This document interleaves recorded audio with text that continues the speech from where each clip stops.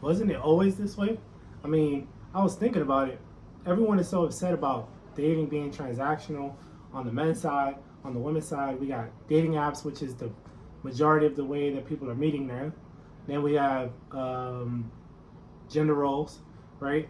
And then we have social media, where people think they have way too many options. This is the mess that we're in 2026.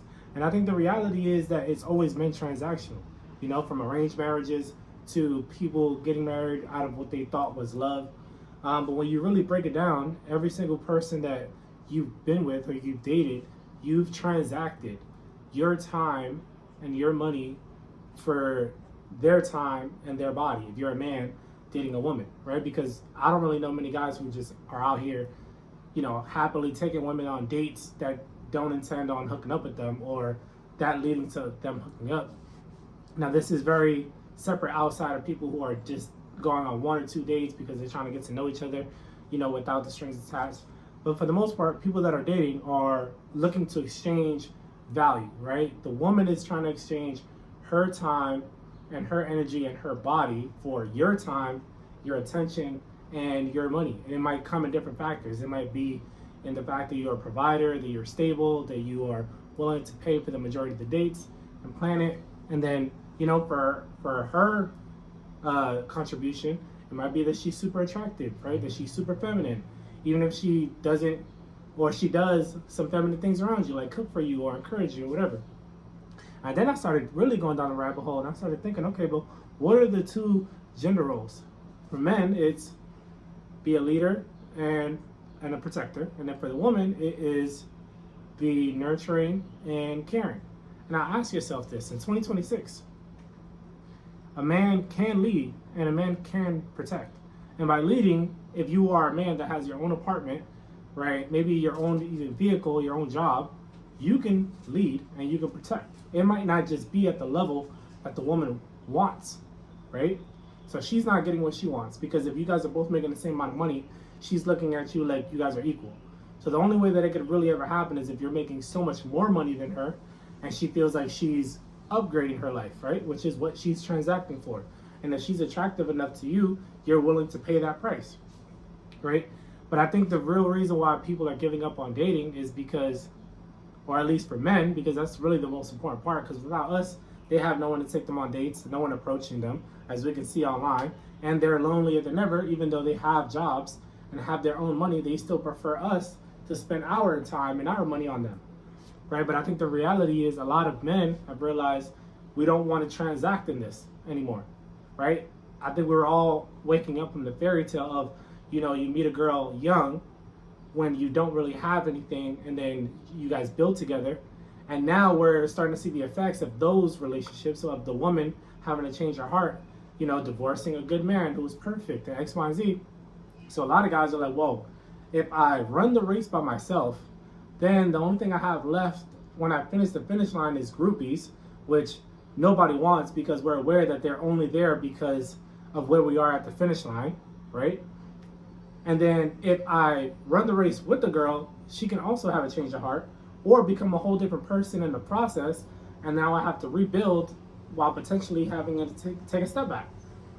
And I think that's really opened our eyes up because I think a lot of us, especially for men, I'm speaking for men here, that we've kind of always wanted to believe the fairy tale of finding a nice girl, doing the right thing, getting married, having a family, white picket fence, the whole nine. Now we've woken up and seen their actual thoughts online and we're like, damn, I can't get this one or this one, so I'm just gonna take a complete step back. And now taking a step back, it's even better because now we get to see the effects of it. We get to see women crashing out. Where we tell our side of the breakup, no one ever believes us, so we just learn to stop talking about it. Now we get to see women crashing out, right? Becoming Karens over tiny little things, and now people can see from the perspective of, if this person is difficult at work, this person is difficult to customer service, what do you think this person is like in a relationship, So I think that a lot more people are realizing relationships are super, super difficult. The standards that people are setting are ridiculously high, and it's low-key because they really don't know how to fulfill their gender roles even if they try. Like, I looked it up, right? A leader and a provider is supposed to have emotional stability, be able to resolve conflicts, have a purpose for the relationship, and steer that relationship, right? I think most guys can do that, right? Now, think about what we're asking of women, for them to be nurturing. Look up the definition of nurturing. Go ahead, I'll wait. Definition of nurturing is like attentive to someone's physical and emotional needs, basically rooting for them, putting their needs above their own and cater to them. And now ask yourself, when you see videos of women complaining about dating and no one approaching them, does that sound like someone who's going to be nurturing? No. Does that sound like someone who's going to put your needs above theirs? No. They're over here asking for guys that have $1 million already. They're over here asking for $300 steak dinners. They're all here requiring flowers and gifts prior to even meeting them. So I think a lot of guys are just like, well, I'm not even getting that. I'm getting the idea that you might be nurturing. I'm good on this altogether. And then if you do find someone that is nurturing, you kind of got to keep it at arm's distance, because you don't know if this is just an act or if it's because you're at the finish line for where they want you to be at, because you haven't run this race with me. So now you're aware of my value, and now you're trying to lure me back in with so much femininity when, you know, I'm trying to decide if this is really who you are or if this is an act that you're putting on because you're really interested in me. So yeah, man, you take that, you know, social media, dating apps, you know, the buzzword hypergamy, it's all real. And I think it's always been this way. I just think that if you go back to, you know, let's say 50 years ago, we didn't have social media, so hypergamy wasn't so easily accessible. Like, if your dad was a mailman and he had a relationship with your mom didn't care that he was a mailman, because all of her friends dated regular guys.